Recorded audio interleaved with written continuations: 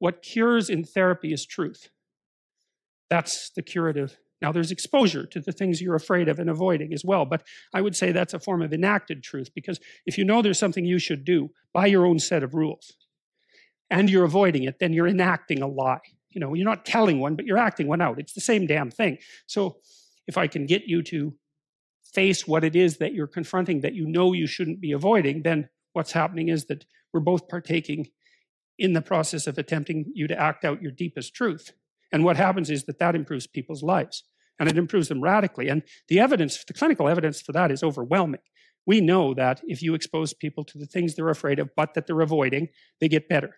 And you have to do it carefully and cautiously and with their own participation and all of that. But of all the things that clinicians have established that's credible, that's number one. And that's nested inside this deeper realization that the clinical experience is redemptive, let's say, because it's designed to address suffering, insofar as the people who are engaged in the process are both telling each other the truth. And then you think, well, obviously, because if you have some problems and you come to talk to me about them, well, first of all, just by coming to talk to me about them, you've admitted that they exist. Man, that's a pretty good start. And second, well, if you tell me about them, then we know what they are. And then if we know what they are, we can maybe start to lay out some solutions, and then you can go act out the solutions and see if they work.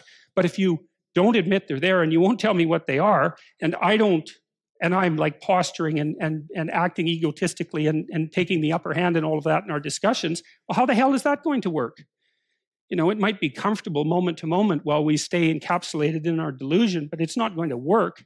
So a lot of that seems, if you think it through, it seems pretty self-evident. And, you know, Freud thought that repression was at the heart of much mental suffering. The difference between repression and deception is a matter of degree, and that's all. It's technical. It's a technical differentiation.